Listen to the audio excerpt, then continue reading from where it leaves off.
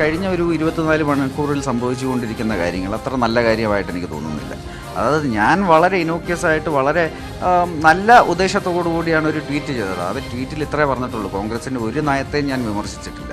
അഖണ്ഡതയായാലും രാജ്യത്തിൻ്റെ പരമാധികാരമായാലും ഇതിനൊന്നും മുകളിൽ മറ്റൊരു കാര്യം മറ്റാരും കയ്യേറാൻ ഒരു സിറ്റുവേഷൻ ഉണ്ടാക്കുന്നത് നല്ലതല്ല, അതൊരു നല്ല പ്രവണതയല്ല. ഇത്രയും മാത്രമേ ഞാൻ പറഞ്ഞിട്ടുള്ളൂ. ഇത് വളരെ നിരാശാജനകമായ ഒരു എൻവയോൺമെൻറ്റാണ്. അതായത് പലയിടത്തുനിന്നും വിളിച്ചിട്ട് ആ ട്വീറ്റ് പിൻവലിക്കണം, അല്ലെങ്കിൽ ഈ ട്വീറ്റ് പറയാൻ പാടില്ലായിരുന്നു, അല്ലെങ്കിൽ ഇതിനെതിരെ ഞാൻ തിരുത്തി പറയണമെന്നെല്ലാം പറഞ്ഞ് ഒരുപാട് പേര് വിളിച്ചു. ഇന്ന് ഞാൻ പേരുകളൊന്നും പറയത്തില്ല, പക്ഷെ മറ്റൊരു സമയം ഞാൻ അതും ചിലപ്പോൾ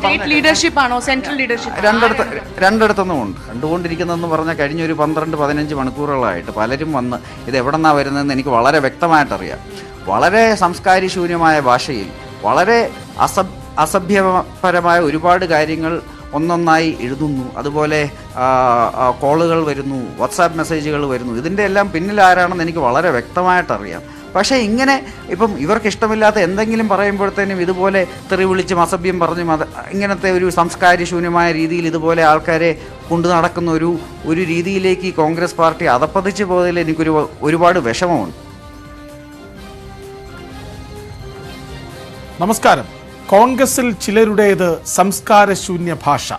കോൺഗ്രസ് അധപ്പതിച്ചു. കോൺഗ്രസിൽ അസഹിഷ്ണുത. കോൺഗ്രസിൽ അഭിപ്രായ സ്വാതന്ത്ര്യമില്ല. നേതാക്കൾക്ക് ചുറ്റും ഉപജാപക വൃന്ദം. യോഗ്യതയല്ല, സ്തുതിപാഠകരാവുകയാണ് പ്രധാനം. നേതാക്കൾ വെറുപ്പ് പ്രചരിപ്പിക്കുന്നു. പറയാനുള്ളതൊക്കെ പറഞ്ഞ് നിലപാടിൽ ഉറച്ചുനിന്ന് രാജിവെച്ച് അനിൽ ആന്റണി ഇറങ്ങിപ്പോയി. ആന്റണിയുടെ മകന്റെ നിലപാടും രാജിയും ശരിയോ? രാജിക്ക് പിന്നിൽ എന്ത്? പെട്ടത് കോൺഗ്രസോ? സ്വാഗതം പ്രൈം ഡിബേറ്റിലേക്ക്.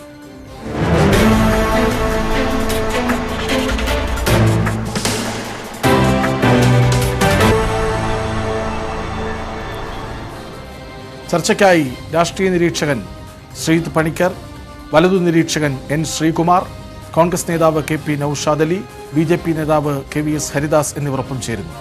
ആദ്യം എൻ ശ്രീകുമാറിലേക്ക്. എൻ ശ്രീകുമാർ, BBC ഡോക്യുമെന്ററി വിവാദത്തിൽ അതിനെ തുടർന്നുള്ള രാജിയിൽ അനിൽ ആന്റണി ശരിയോ?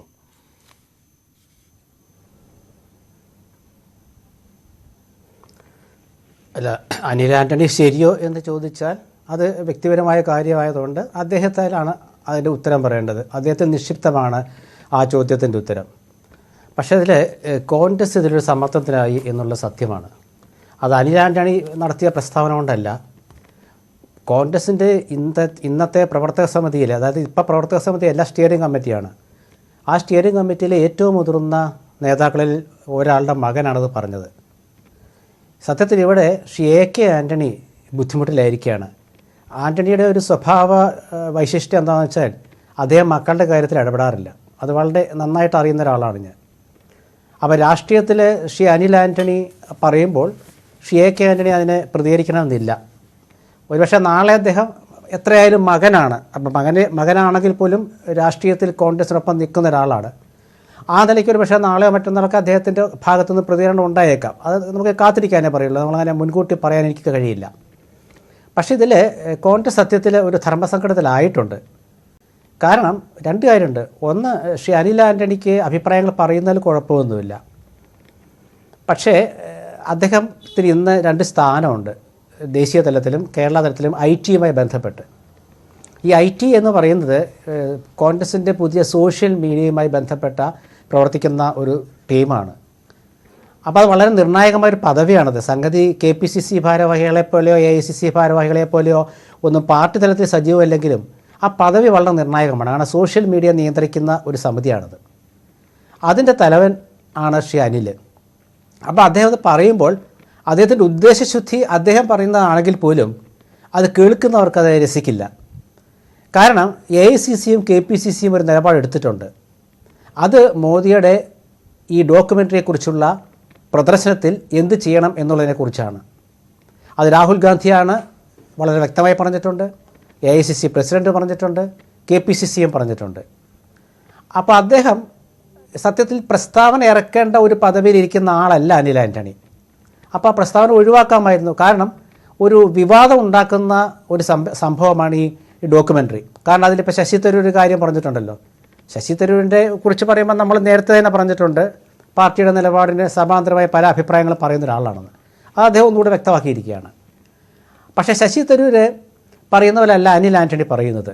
രണ്ട് കാര്യമുണ്ട്. ഒന്ന്, വ്യക്തിപരമായിട്ട് അദ്ദേഹത്തെ എൻ്റെ വ്യക്തി സ്വാതന്ത്ര്യം എന്നൊക്കെ പറഞ്ഞാൽ തന്നെയും അദ്ദേഹം എ കെ ആൻ്റണിയുടെ മകനാണ്. രണ്ട്, അദ്ദേഹത്തിന് പ്രസ്താവന ഇറക്കാൻ പറ്റിയൊരു പദവിയല്ലത്. കാരണം അതിന് രാഷ്ട്രീയ പദവി വഹിക്കുന്നവർ വേറെയുണ്ട്. പിന്നെ പ്രസ്താവന ഇറക്കിക്കൂടെ എന്ന് ചോദിക്കും. അങ്ങനെയാണെങ്കിൽ അദ്ദേഹം ആ സ്ഥാനത്ത് നിന്ന് മാറി നിന്നിട്ട് പ്രസ്താവന ഇറക്കണമായിരുന്നു. അപ്പോൾ അത് പറയാമായിരുന്നു. എനിക്ക് വ്യക്തിപരമായിട്ട് ഇങ്ങനെ പറയേണ്ടി വന്നു, ഞാനിപ്പോൾ കോൺഗ്രസിനുള്ളിൽ നിന്ന് പറയുന്നതുകൊണ്ട് ശരിയല്ല, അപ്പോൾ ഞാൻ കോൺഗ്രസിൽ നിന്ന് മാറി നിന്നുകൊണ്ട് എൻ്റെ അഭിപ്രായം പറയുന്നു എന്ന് അദ്ദേഹം പറയാമായിരുന്നു. അപ്പോൾ അനിൽ ആൻ്റണി ഇപ്പോൾ പറയുന്നത് അദ്ദേഹത്തിൻ്റെ ഉദ്ദേശശുദ്ധിയെ തെറ്റിദ്ധരിച്ചു എന്നാണ്. അദ്ദേഹത്തിന് പറയാനുള്ള സ്വാതന്ത്ര്യമുണ്ട്. പക്ഷേ എത്ര ഉദ്ദേശശുദ്ധിയാണെങ്കിലും അദ്ദേഹം പറഞ്ഞത് മോദിയെക്കുറിച്ച് കോൺഗ്രസ് പറയുന്ന അഭിപ്രായത്തിന് വിരുദ്ധമാണ്. ശ്രീ എ കെ ആൻ്റണി ഒരു മാസം മുമ്പ് പറഞ്ഞ എന്താണ്? മൃദു ഹിന്ദുത്വവാദികളെന്ന് പറഞ്ഞ് അമ്പലത്തിൽ പോകുന്നവരെയും കുറി തൊടുന്നവരെയും ഒക്കെ ആക്ഷേപിക്കുന്നു എന്നാണ്. അപ്പോൾ അതിനർത്ഥം എന്താണ്? അത് സി പി എമ്മിനെതിരെയാണ്. ആ സി പി എമ്മിനും ആ ബി ജെ പിക്കും കോൺഗ്രസിനെ പ്രഹരിക്കാനുള്ള ഒരു വടിയായത് മാറി. നാളെ റിപ്പബ്ലിക് ദിനമാണ്. രാഷ്ട്രപതി രാഷ്ട്രത്തെ അഭിസംബോധന ചെയ്യുകയാണ്. അതിൻ്റെ തത്സമയ ദൃശ്യങ്ങൾ കണ്ട ശേഷം നമുക്ക് ചർച്ചയിലേക്ക് വരാം. स्वागत किया। लंबे और गहन विचार मंथन के परिणाम स्वरूप हमारे संविधान की संरचना हुई। हमारा ये बुनियादी दस्तावेज दुनिया की सबसे प्राचीन जीवंत सभ्यता के मानवतावादी दर्शन के साथ साथ आधुनिक विचारों से भी प्रेरित है। हमारा देश बाबा साहेब भीमराव अंबेडकर का सदैव ऋणी रहेगा, जिन्होंने प्रारूप समिति की अध्यक्षता की और संविधान को अंतिम रूप देने में महत्वपूर्ण भूमिका निभाई। आज के दिन हमें संविधान का प्रारंभिक मसौदा तैयार करने वाले विधिवेत्ता श्री B.N. राव तथा अन्य विशेषज्ञों और अधिकारियों को भी स्मरण करना चाहिए, जिन्होंने संविधान निर्माण में सहायता की थी।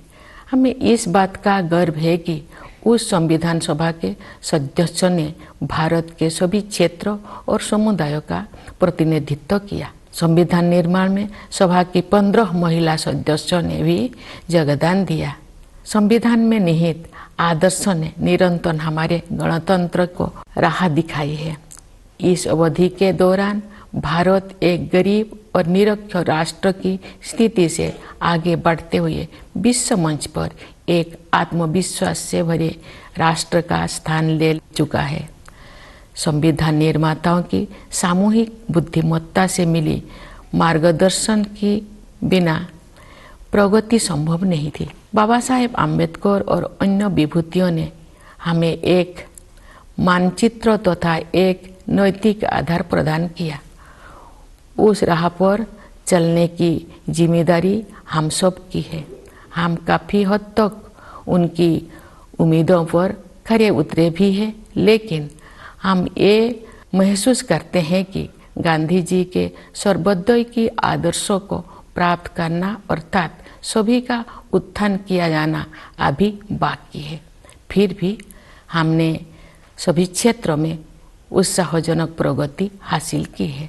प्यारे देशवासियों, सर्वोदय के हमारे मिशन में आर्थिक मंच पर हुई प्रगति सबसे अधिक उत्साहजनक रही है।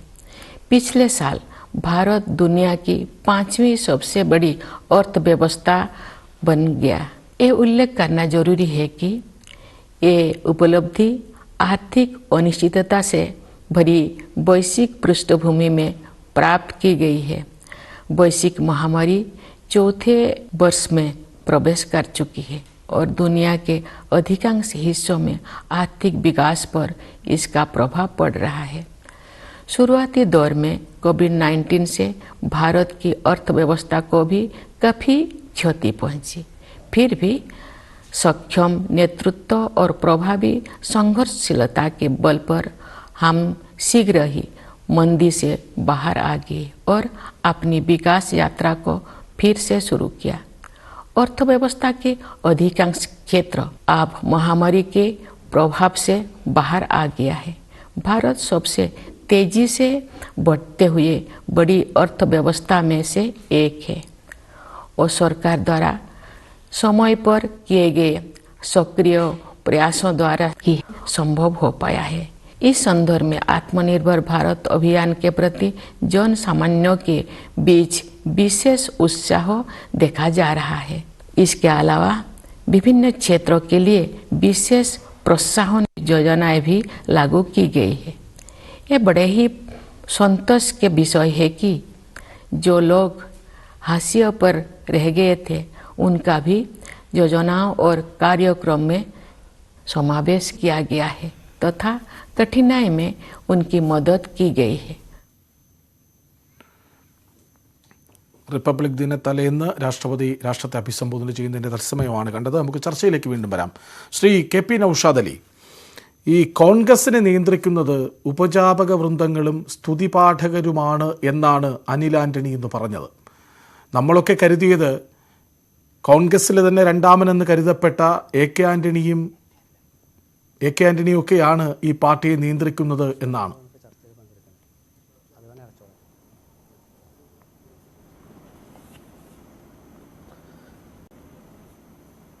ഇവിടെ പറയാമോ? യെസ്, പറയൂ. ഹലോ, പറയൂ. ഇവിടെ അനിൽ ആന്റണിയുടെ സമീപനത്തിൽ നിന്ന് വ്യക്തമാകുന്നത് അദ്ദേഹം കുറച്ച് നാളുകൾക്ക് മുമ്പ് തന്നെ എന്തോ തീരുമാനിച്ചുറപ്പിച്ചിരുന്നു എന്നാണ്. കാരണം അദ്ദേഹം ഈ സോഷ്യൽ മീഡിയയുടെയൊക്കെ ചുമതല വഹിക്കുന്ന ആളായിരുന്നിട്ടും രാഹുൽ ഗാന്ധിയുടെ ഭാരത് ജോഡോ യാത്രയെക്കുറിച്ച് ഒരു വരി പോലും സാമൂഹ്യ മാധ്യമങ്ങളിൽ കുറിക്കാനോ അതിലെവിടെയെങ്കിലും പങ്കാളിയാവാനൊന്നും അദ്ദേഹം ശ്രമിച്ചിട്ടില്ല. പിന്നെ അദ്ദേഹം ഒരു അനുകൂല സാഹചര്യം, തൻ്റെ ഒരു പുതിയ വഴിമാറ്റത്തെ അടയാളപ്പെടുത്താനുള്ളൊരു അനുകൂല സാഹചര്യം കാത്തു നിൽക്കുകയായിരുന്നു എന്നും, അപ്പോൾ ഈ BBC ഡോക്യുമെന്ററിയുമായി ബന്ധപ്പെട്ട വാർത്തകളും വിവാദങ്ങളൊക്കെ ഉയർന്നു അനിൽ ആന്റണി കുറച്ചുനാളായി മാറി നിൽക്കുകയായിരുന്നു, എന്തോ തീരുമാനിച്ചുറപ്പിച്ചു നിൽക്കുകയായിരുന്നു എന്ന് അങ്ങ് പറഞ്ഞു. ഇത് മനസ്സിലാക്കിയ നിങ്ങളെപ്പോലെ കോൺഗ്രസുകാർ കിട്ടിയ അവസരം ഇപ്പോൾ മുതലാക്കിയെന്ന് തിരിച്ചു പറഞ്ഞാലോ?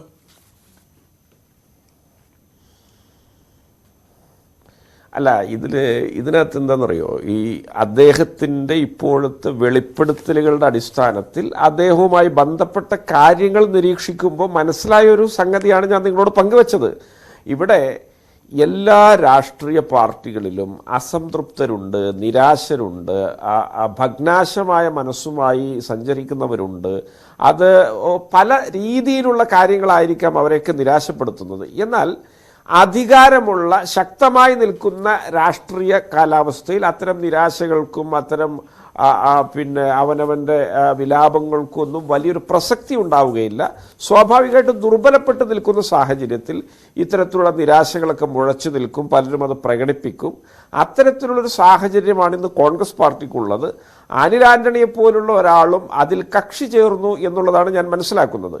പിന്നെ നിങ്ങളിതിൻ്റെ മറ്റൊരു വശമാണ് എനിക്ക് നിങ്ങളുടെ ശ്രദ്ധയിൽപ്പെടുത്താനുള്ളത്. കാരണം നിങ്ങൾ ഈ ഉത്തരേന്ത്യൻ രാഷ്ട്രീയമൊക്കെ നോക്കിയാൽ ഒരു തവണ MLA ആയവരുടെ മക്കൾ പോലും കോടിക്കണക്കിന് രൂപയുടെ സമാന്തര സാമ്രാജ്യമുള്ള വലിയ പൊളിറ്റിക്കൽ പ്രിവിലേജുള്ള കുബേര പ്രഭുകുമാരന്മാരായിട്ട് വിരാജിക്കുമ്പോൾ 36ാമത്തെ വയസ്സിൽ കേരള മുഖ്യമന്ത്രിയായ ഇന്ന് വരെ ആരും തകർക്കാത്ത, നാളെയും അതിനിടയില്ലാത്ത വിധം അധികാരത്തിൻ്റെ റെക്കോർഡുകളുള്ള ഒരു AK ആന്റണിയുടെ മകൻ, അദ്ദേഹമാണ് പാർട്ടിക്കകത്ത് തനിക്കൊന്നും ലഭിച്ചില്ല, വ്യക്തിപരമായും തനിക്കൊന്നും ആവാൻ കഴിഞ്ഞില്ല എന്ന് വിലപിച്ചുകൊണ്ട് പാർട്ടിയിൽ നിന്ന് പുറത്തു പോകുന്നത്.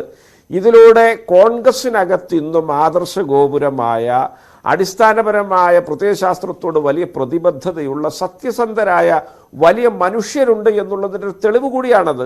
സ്വന്തം മകനെ വഴിവിട്ട് ഒരു ചില്ലി പോലും ചെയ്തു കൊടുക്കാൻ AK ആന്റണി തയ്യാറാകാത്തത് കൊണ്ട് കൂടിയാകാം അനിൽ ആന്റണി ഇത്തരത്തിൽ പുറത്തു പോയിട്ടുള്ളത്. അനിൽ ആന്റണി കണ്ട് പരിചയിച്ച പരിസരം മുഴുവൻ ഇത്തരത്തിലുള്ള പിതാക്കന്മാരുടെയൊക്കെ ആന്റണിയുടെയൊക്കെ 10-1 പോലും പരിവേഷമില്ലാത്ത നേതാക്കളുടെ മക്കളൊക്കെ വിരാജിക്കുന്ന മേഖലകൾ, അവർ വിഹരിക്കുന്ന ഇടപെടുന്ന സാഹചര്യങ്ങളൊക്കെ അനിൽ ആന്റണി ഡൽഹിയിലിരുന്ന് കാണുന്നുണ്ടാകാം.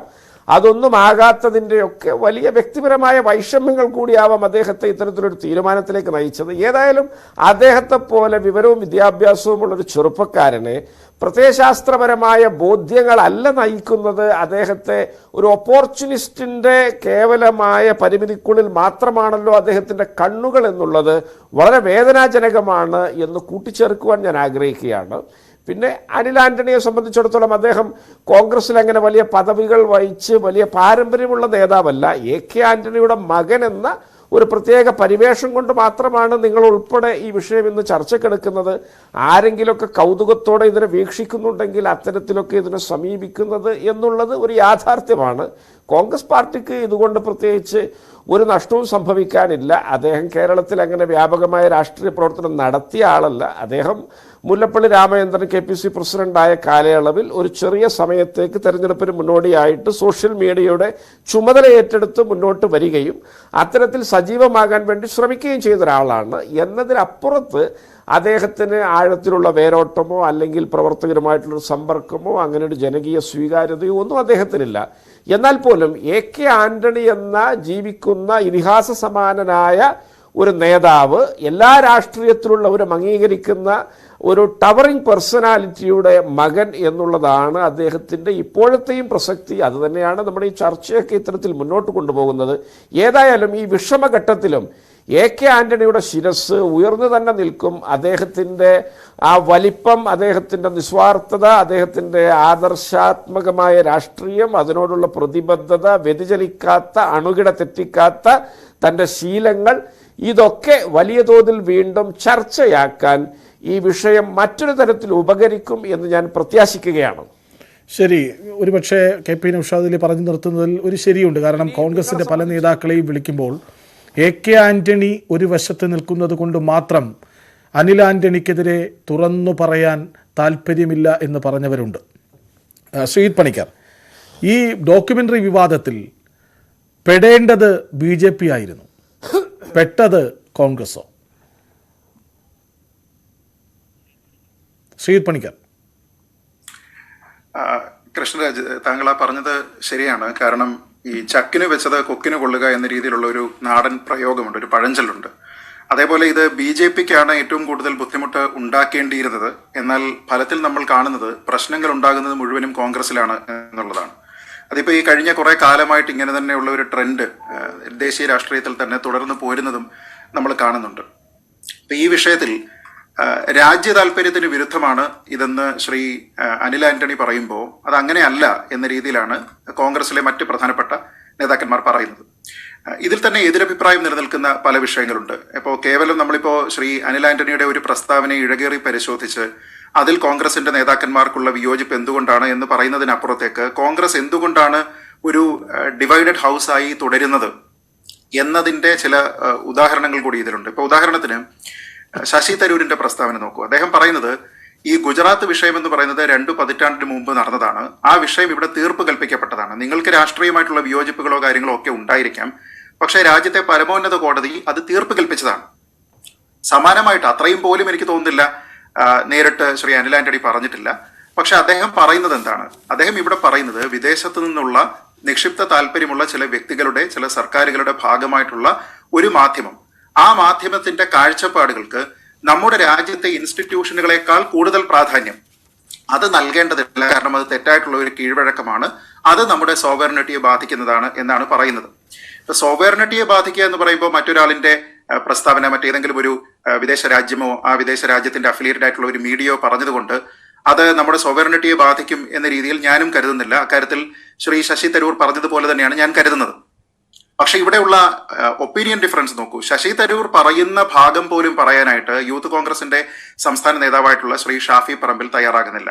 ഷാഫി പറമ്പിൽ പറയുന്നത് ഇവിടെ ഇപ്പോഴും നരേന്ദ്രമോദി അദ്ദേഹം 2002 ഗുജറാത്ത് കലാപത്തിന്റെ പേരിൽ കുറ്റക്കാരനായിട്ട് കാണുന്നു, കോൺഗ്രസിന്റെ നിലപാടിൽ മാറ്റം വന്നിട്ടില്ല എന്ന് അദ്ദേഹം ഇന്ന് മാധ്യമങ്ങളോട് പറഞ്ഞു. അപ്പൊ ഇവിടെ കേവലം അനിൽ ആന്റണിയുടെ ഒരു ഓഡ് വോയിസ് അവിടെ വരുന്നു എന്നതിനപ്പുറത്തേക്ക് അനിൽ ആന്റണി പറയുന്ന ഭാഗികമായിട്ടുള്ള കാര്യങ്ങളോട് ശശി തരൂർ സമ്മതിക്കുന്നു. എന്നാൽ ഇവർ രണ്ടുപേരും പറയുന്ന കാര്യങ്ങളോട് കോൺഗ്രസിലുള്ള മറ്റ് പല നേതാക്കന്മാർ അതിന് യോജിക്കുന്നില്ല തുടങ്ങിയ പല കാര്യങ്ങളാണ് ഇവിടെ കാണുന്നത്. അതുകൊണ്ട് തന്നെയാണ് ഈ വിഷയം BJPയെ പ്രതിരോധത്തിലാക്കേണ്ടിയിരുന്നതായിരുന്നുവെങ്കിൽ പോലും അതൊരു ബൂമറാങ് പോലെ കോൺഗ്രസിന്റെ നേർക്ക് വന്നിരിക്കുന്നത്. നമുക്ക് ഇവിടെ അനിൽ ആന്റണി പുറത്തു പോകേണ്ടി വരുന്ന ഒരു സാഹചര്യം, ആ സാഹചര്യം എന്തുകൊണ്ടാണ് ഉണ്ടാകുന്നത്? അദ്ദേഹം പറഞ്ഞിരിക്കുന്നത് എന്താണ്? അദ്ദേഹം ഇന്ന് ആവർത്തിച്ച് പറഞ്ഞതുപോലെ അദ്ദേഹത്തിന്റെ ട്വീറ്റിൽ അദ്ദേഹം പറഞ്ഞിരിക്കുന്നത് ഇന്ത്യയിലെ ഇൻസ്റ്റിറ്റ്യൂഷനുകളുടെ മുകളിൽ മറ്റൊരാളിന്റെ വോയിസിന് പ്രാധാന്യം കൊടുക്കേണ്ട എന്ന് മാത്രമാണ്. പക്ഷെ അത് തുടങ്ങുന്നത് എങ്ങനെയാണ്? BJP-യോടുള്ള എല്ലാ വിയോജിപ്പുകളും നിലനിർത്തിക്കൊണ്ട് തന്നെയാണ് ഞാനിത് പറയുന്നത് എന്നാണ്. അതായത് ദേശീയ താല്പര്യമാണ് പ്രഥമ പരിഗണന അർഹിക്കുന്നത് എന്നും മറ്റു പൊളിറ്റിക്കലായിട്ടുള്ള ഡിഫറൻസുകളോ ആഭ്യന്തരമായിട്ടുള്ള അഭിപ്രായ വ്യത്യാസങ്ങളോ രണ്ടാമത് മാത്രമേ ആകാവൂ എന്നുമാണ് അദ്ദേഹം പറയുന്നത്. അങ്ങനെയുള്ള ഒരു അഭിപ്രായം പറയാൻ അനിൽ ആന്റണിക്ക് അർഹതയില്ല. ഇപ്പൊ നമ്മുടെ ഇവിടെ കോൺഗ്രസ് നേതാക്കന്മാർ പൊതുവെ പറയുന്നത് എന്തൊക്കെയാണ്? BBC-ക്ക് മാധ്യമ സ്വാതന്ത്ര്യമുണ്ട്, BBC-ക്ക് ആവിഷ്കാര സ്വാതന്ത്ര്യമുണ്ട്, BBC-ക്ക് അഭിപ്രായ സ്വാതന്ത്ര്യമുണ്ട്, അതിനെ ഇവിടെ അവഗണിക്കാൻ പാടില്ല. അതുകൊണ്ടാണല്ലോ ഇവിടെ പല രീതിയിലും നിരോധിക്കപ്പെട്ടിട്ടും ആ ഡോക്യുമെന്ററിയുടെ സ്ക്രീനിങ് ഇവിടെ നടന്നുകൊണ്ടിരിക്കുന്നത്. നേരെ മറിച്ച് എന്റെ ചോദ്യം, അനിൽ ആന്റണിക്ക് ഇതൊന്നുമില്ലേ?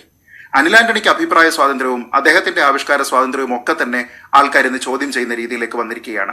അദ്ദേഹത്തിന്റെ ഒരു അഭിപ്രായം അത് BJP-യോടുള്ള രാഷ്ട്രീയ വിയോജിപ്പ് നിലനിർത്തിക്കൊണ്ട് അദ്ദേഹം പറഞ്ഞിരിക്കുന്ന ഈ ഒരു വിഷയത്തെ കോൺഗ്രസ് ആകമാനം ഇന്നിപ്പോൾ ജയറാം രമേശിന്റെ ട്വീറ്റ് വന്നിട്ടുണ്ട്. അതായത് ഒരേ സംസ്ഥാനത്തിലെ 2 നേതാക്കളുടെ മക്കളിൽ ഒരാൾ നഗ്നപാതനായി രാഹുൽ ഗാന്ധിക്കൊപ്പം കശ്മീരിലേക്ക് നടന്നു നീങ്ങുന്നു, മറ്റൊരാൾ പറയാൻ പാടില്ലാത്തത് പറയുന്നു. അങ്ങനെ ഒരാൾ മാത്രം, തരൂർ പോലും പൂർണ്ണമായി പിന്തുണയ്ക്കുന്നില്ല അനിൽ ആന്റണിയെ, ഒരാൾ മാത്രം എതിർത്തു പറയുന്നു, അതാകട്ടെ AK ആന്റണിയുടെ മകൻ. സ്വാഭാവികമായും കോൺഗ്രസ്സുകാർ തിരിഞ്ഞ് സംസാരിക്കില്ലേ? അല്ല, അങ്ങനെ കരുതുന്നതിൽ കാര്യമുണ്ടോ? ഇവരെ വീണ്ടും ശ്രീ ജയറാം രമേശ് ഇവിടെ പറയാതെ പറയുന്നത് പിതാവിന്റെ ലെഗസിന് പുത്രന് കിട്ടും എന്ന രീതിയിലാണ്. ഇതൊക്കെ ഇവരുടെ മൈൻഡ് സെറ്റിന്റെ പ്രശ്നമാണ്. ഇവർ രണ്ടുപേരും 2 വ്യക്തികളാണ് എന്നും 2 കാലഘട്ടങ്ങളിലുള്ള ആൾക്കാരാണ് എന്നും 2 സ്ട്രീമിൽ പൊളിറ്റിക്സിൽ വന്നിരിക്കുന്ന ആൾക്കാരാണെന്നുള്ളത് ജയറാം രമേശിന് ചിന്തിക്കാൻ കഴിയുന്നില്ല. അദ്ദേഹത്തിന് കൺവെൻഷണൽ ആയിട്ടുള്ള ഫാമിലി പൊളിറ്റിക്സ് ആണ് പാർട്ടിക്ക് ഉപയോഗപ്പെടുത്താവുന്ന ഒരു വിഷയത്തെ ഒരാളിലൂടെ മാത്രം പ്രതിരോധത്തിലേക്ക് ഒരു പാർട്ടി പോകുന്നുവെങ്കിൽ നേതാക്കൾക്ക് അത് പറയേണ്ടി വരും. അല്ല, ഇത് ഒരു പൊളിറ്റിക്കൽ പൊസിഷൻ അല്ലല്ലോ. അദ്ദേഹം പറയുന്നത് പോലും BJP-യെ ന്യായീകരിക്കുകയല്ല. നമ്മുടെ ആന്റണിയുടെ മകനാണ് പറയുന്നത്, അതാണ് പ്രശ്നം. അതുകൊണ്ടാണ് AK ആന്റണിയും AK ആന്റണിയുടെ മകനും 2 വ്യക്തികളാണ്. ഒരു വ്യക്തിയുടെ അഭിപ്രായം അയാളുടെ പിതാവിൻ്റെതിന് സമാനമായിരിക്കണമെന്ന രീതിയിലുള്ള ചിന്ത കോൺഗ്രസ് നേതൃത്വത്തിന് വരുന്നത് അവിടെ പരമ്പരാഗതമായിട്ട് അച്ഛൻ, അച്ഛന്റെ മകൾ, മകളുടെ മകൻ തുടങ്ങിയ ആൾക്കാർ ഇങ്ങനെ ഒരു പദവിയിൽ വന്നു പോയിക്കൊണ്ടിരിക്കുന്നത് കൊണ്ടോ പാർട്ടിയെ നയിക്കുന്നത് കൊണ്ടോ ആണ്. അത്തരത്തിലുള്ള മനോഭാവത്തിന് മറുപടി പറയാൻ കഴിയില്ല. ഞാൻ പറയുന്നത് അതല്ല. AK ആന്റണിയുടെ മകനായിക്കോട്ടെ, ഒരു വ്യക്തി ആയിക്കോട്ടെ, അദ്ദേഹം പറഞ്ഞിരിക്കുന്ന അഭിപ്രായം എന്താണ്? ആ അഭിപ്രായം അദ്ദേഹം പറയാനുള്ള സ്വാതന്ത്ര്യം അദ്ദേഹത്തിനില്ലേ? അത് പറയുന്ന സമയത്ത് അദ്ദേഹത്തിനെ അധിക്ഷേപിക്കുക, അദ്ദേഹത്തിനെ വിളിച്ചുകൊണ്ട് ട്വീറ്റ് മാറ്റാനായിട്ട് ആവശ്യപ്പെടുക, അതിൽ മാപ്പ് പറയാൻ പറയുക, തിരുത്തൽ കൊണ്ടുവരാൻ പറയുക തുടങ്ങിയ കാര്യങ്ങൾ അദ്ദേഹത്തിനോട് ആവശ്യപ്പെടുക എന്ന് പറഞ്ഞാൽ അദ്ദേഹത്തിന്റെ അഭിപ്രായത്തിനെ ഇവർ സ്ക്രീൻ ചെയ്യാൻ ഭയപ്പെടുന്നു എന്നാണ്. അത് പുറത്തേക്ക് പോകേണ്ട എന്നാണ്. ഞങ്ങളുടേതായിട്ടുള്ള ഒരു സ്ക്രീനിങ് അവിടെ കൊണ്ടുവരുന്നു, ഞങ്ങൾ സെൻസർ ചെയ്യുന്നു എന്നാണ്. അതായത് BBC-യുടെ ഡോക്യുമെന്ററിക്ക് സെൻസറിങ് പാടില്ല, അത് ഞങ്ങൾ പുറത്തേക്ക് വിടും, അത് അവരുടെ അഭിപ്രായ സ്വാതന്ത്ര്യമാണ്.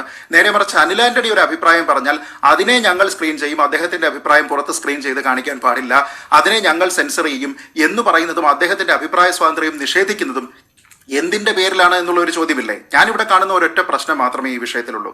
ഇതിൽ നമ്മളിപ്പോൾ അച്ഛന്റെ അല്ലെങ്കിൽ മകന്റെ അഭിപ്രായം അച്ഛനെ പ്രതിരോധത്തിലാക്കുന്നു എന്നൊക്കെ പറയുന്നതിനപ്പുറത്തേക്ക് ആത്യന്തികമായിട്ട് അദ്ദേഹം പറഞ്ഞിരിക്കുന്നത് BJP-യുടെ പൊസിഷൻ ശരിയാണെന്നല്ല. ഇന്നിപ്പോൾ ഒരു അഭിമുഖത്തിൽ അദ്ദേഹം ചോദിക്കുന്ന സമയത്ത് അദ്ദേഹം പറയുന്നുണ്ട് ഈ ഒരു വിഷയത്തിൽ ആ നിരോധനവുമായി ബന്ധപ്പെട്ട് BJP ചെയ്തിരിക്കുന്നത് ശരിയാണെന്ന് എനിക്ക് പറയേണ്ടി വരും. പക്ഷെ അദ്ദേഹം പുറത്തേക്ക് പോയതിന് ശേഷമാണത് പറയുന്നത്. പുറത്തു പോകാനുണ്ടായ സാഹചര്യത്തിൽ അദ്ദേഹം പറഞ്ഞിരിക്കുന്ന അഭിപ്രായം ഈ രാജ്യത്തിന്റെ ഇൻസ്റ്റിറ്റ്യൂഷനുകൾക്ക് മുകളിലല്ല എന്ന് പറഞ്ഞാൽ BJP അല്ല പറഞ്ഞിരിക്കുന്നത്. ഇന്നാട്ടിൽ കോർട്ട് മോണിറ്റേഡ് എൻക്വയറി നടന്നു, SIT ഉണ്ടായി, അതിനു മുകളിൽ സുപ്രീം കോടതി തീർപ്പ് കൽപ്പിച്ചിരിക്കുന്ന ഒരു വിഷയമാണ്.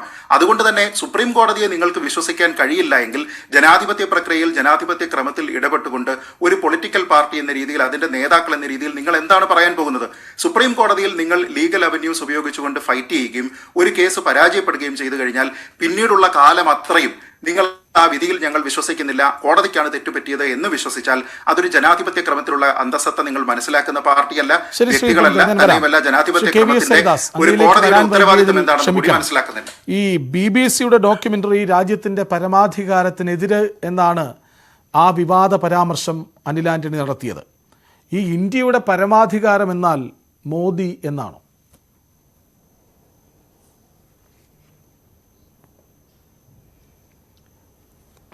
അങ്ങനെയല്ല കൃഷ്ണരാജ്. ഇതിപ്പോൾ ഞാൻ ആദ്യമേ തന്നെ ഒരു കാര്യം സൂചിപ്പിച്ചോട്ടെ. ഇപ്പോൾ ഈ ആൻ്റണിയുടെ മകൻ അനിൽ ആൻ്റണി പറഞ്ഞ 4 വിശേഷണങ്ങളുണ്ട്. കോൺഗ്രസിനെ കുറിച്ചുള്ള വിശേഷണങ്ങളാണ്. അത് പാർട്ടി അധപ്പതിച്ചു. പാർട്ടിയിൽ സാംസ്കാരിക ശൂന്യത, സ്തുതിപാഠകന്മാരാൽ ചുറ്റപ്പെട്ടിരിക്കുന്നു, വെറുപ്പ് പ്രചരിപ്പിക്കുന്നു. ഞാൻ അദ്ദേഹത്തിന്റെ പ്രസ്താവനയിൽ നിന്ന് രാഹുൽ ഗാന്ധി വാക്കുകളാണ്. സ്നേഹത്തിന്റെ പ്രകടനവുമായി യഥാർത്ഥത്തിൽ കന്യാകുമാരിയിൽ നിന്ന് ഇതല്ല. കശ്മീരിലേക്ക് പോകുമ്പോഴാണ് അനിൽ ആന്റണി ഇവിടെ പറയുന്നത് സ്നേഹം എന്ന് പറഞ്ഞു നടക്കുന്നവർക്ക് ചുറ്റും വെറുപ്പ് പ്രചരിപ്പിക്കുന്നവരാണ് എന്ന്. ആണ്. ഞാൻ അദ്ദേഹത്തിൽ നിന്ന് കടമെടുത്ത 4 വാക്കുകളാണ്. അതാണ് ഇന്നത്തെ വിഷയം, ഇന്നത്തെ പ്രശ്നം. അത് പറഞ്ഞത് AK ആന്റണിയുടെ മകനായതുകൊണ്ട് പ്രത്യേകത കൂടുകയല്ല. കോൺഗ്രസിനുള്ളിൽ നിന്ന് അത്തരത്തിലുള്ള ഒരു വസ്തുനിഷ്ഠമായ വിലയിരുത്തൽ ഉണ്ടായി എന്നതാണ്. ഇപ്പം നരേന്ദ്രമോദിക്ക് എതിരായിട്ട് എന്തെല്ലാം ക്യാമ്പയിൻ നടത്തിയിട്ടുണ്ട് ഇവർ. പണ്ട് ഇത് സോണിയാഗാന്ധിയുടെ വിവാദമായ പ്രസംഗമില്ലേ, മരണത്തിൻ്റെ വ്യാപാരി എന്ന്, 2002 തെരഞ്ഞെടുപ്പ് കാലത്താണ്. അതിനോട് ഗുജറാത്ത് ജനത പ്രതികരിച്ചത് നമ്മൾ ആ തെരഞ്ഞെടുപ്പിൽ കണ്ടില്ലേ. അതുകൊണ്ട് ഇത്തരം ക്യാമ്പയിനുകൾ കൊണ്ട് നരേന്ദ്രമോദിയുടെ ഇമേജിനെ ബാധിക്കും എന്ന് ഞാൻ വിചാരിക്കുന്നില്ല. നരേന്ദ്രമോദിയുടെ ഇമേജ് കഴിഞ്ഞ ഗുജറാത്ത് തെരഞ്ഞെടുപ്പിൽ നമ്മൾ കണ്ടതാണ്. 182 സീറ്റിൽ 156 സീറ്റോട് കൂടിയിട്ടാണ് BJP ഗുജറാത്തിൽ വീണ്ടും അധികാരത്തിൽ വന്നത്. അവിടെ കോൺഗ്രസിന്റെ അവസ്ഥ എന്തായിരുന്നു? മുസ്ലിം ഭൂരിപക്ഷ മേഖലയിൽ പോലും BJPയുടെ സ്ഥാനാർത്ഥികൾ ജയിച്ചല്ലോ അവിടെ. അതുകൊണ്ട് ഈ ഇസ്ലാമിക വിഭാഗം മുഴുവൻ BJPക്ക് എതിരാണ്, മുസ്ലിങ്ങൾ മുഴുവൻ BJPക്ക് എതിരാണ് എന്നൊരു ക്യാമ്പയിൻ നടത്തി BJPയെ പ്രതിരോധത്തിലാക്കാനുള്ള ഒരു കുതന്ത്രം അത് അവർ പലപ്പോഴും പ്രയോഗിച്ചിട്ടുണ്ട്. പക്ഷെ അത് പ്രയോഗിച്ചിട്ടും കോൺഗ്രസിന് നടുവ് നിവർത്തി നിൽക്കാൻ കഴിയാത്ത അവസ്ഥയാണ് ഇന്ന് ദേശീയ തലത്തിലുള്ളത്. ഞാൻ കാണുന്നത് ഒരു വസ്തുനിഷ്ഠമായ വിലയിരുത്തൽ അനിൽ ആന്റണി നടത്തിയിരിക്കുന്നു.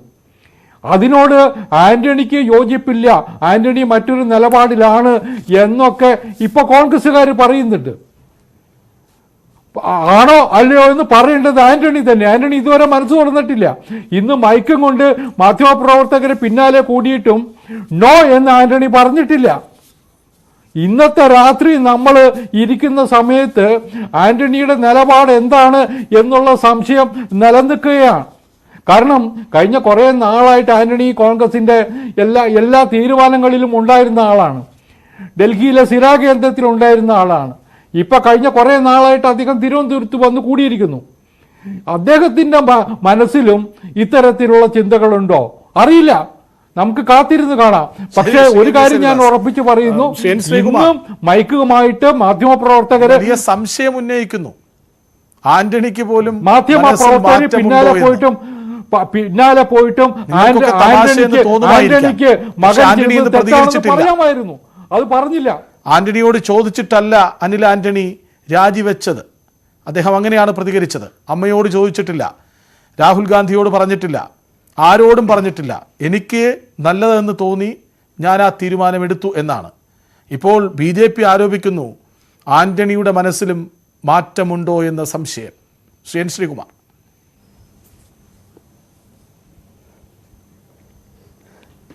നമ്മുടെ ന്യൂസ് 18 എന്ന ചാനലിൻ്റെ ആ ഒരു സംസ്കാരമുണ്ട്, അത് ശ്രീ KVS ഹരിദാസ് കളഞ്ഞു എന്നുള്ളതിൽ ഞാൻ വളരെയധികം ദുഃഖിതനാണ്. ശ്രീകുമാർ വീണ്ടും അങ്ങ് സംസാരിക്കുന്നതിനിടയിൽ ഇടപെടുന്നു. ശശി തരൂർ ഇപ്പോൾ മാധ്യമങ്ങളെ കാണുന്നു. ഒരു നെഗറ്റീവ് ഇമ്പാക്റ്റ് അല്ലേ? നിങ്ങൾ നേതാക്കന്മാരെല്ലാം ഒരു വശത്ത് എല്ലാവരും നമുക്ക് ഒരുമിച്ച് പോകണം, പാർട്ടി ഒരു പ്രതിപക്ഷ പാർട്ടികളിൽ ഒന്നാവണം എന്ന് പറയുമ്പോൾ ഇത് BJPയെ ബാധിക്കുന്ന വിഷയമായിട്ടല്ല, ഇപ്പൊ കോൺഗ്രസിനുള്ളിലെ കേരളത്തിലാണ് പ്രശ്നം. എന്താണ് ഇത്? അതിനൊരു മാറ്റം വരണ്ടേ? ഇത് മാറ്റം വരണം. ഈ കാര്യത്തിലൊക്കെ നമ്മൾ ഒന്നാം കാര്യം ഇതിന് വലിയ വിവാദമാക്കി വലിയ കാര്യമില്ല. ഞാൻ ഇന്ന് രാവിലെ എന്താ പറഞ്ഞു നമ്മുടെ മാധ്യമ സുഹൃത്തുക്കളോട്, ഞാൻ പറഞ്ഞു ഗുജറാത്ത് ശരിക്കും നമ്മളുടെ രാജ്യത്തിൻ്റെ ചരിത്രത്തിൽ നമ്മുടെ മനസ്സിലും ഒരു ഉണങ്ങാത്തൊരു മുറിവാണ്. പക്ഷെ സുപ്രീം കോടതി തീരുമാനം വന്ന ശേഷം നമ്മൾ ചർച്ച ചെയ്തിട്ട് വല്ല കാര്യമുണ്ടോ? ആർക്കും അതിന് ഗുണം കിട്ടാൻ പോകുന്നത്? നമ്മൾ ഇതിനെ വെറുതെ ചർച്ച ചെയ്ത് വിവാദമാക്കിയാൽ കലാപത്തിൽ നിന്ന് രാഷ്ട്രീയ ഗുണം എടുത്തവർക്കല്ലേ വീണ്ടും അതിന് വിഷയമാക്കാൻ ആഗ്രഹം. നമ്മൾ വിലക്കയറ്റമോ അല്ലെങ്കിൽ തൊഴിലില്ലായ്മയോ അല്ലെങ്കിൽ ജനങ്ങളെ ബാധിക്കുന്ന ഓരോരോ വിഷയങ്ങൾ സംസാരിക്കുന്ന പകരം നമ്മൾ ഓരോരോ ഹിന്ദു മുസ്ലിം വിവാദത്തിൽ ചാടിക്കഴിഞ്ഞാൽ ആർക്കാണ് അതിന് ഗുണം? ഞാൻ നിങ്ങളോട് ചോദിക്കുന്നു. മാധ്യമക്കാർ കേരളത്തിൽ ബുദ്ധിയുള്ളവരാണ്, എല്ലാ രാഷ്ട്രീയമൊക്കെ മനസ്സിലാക്കുന്നവരാണ്.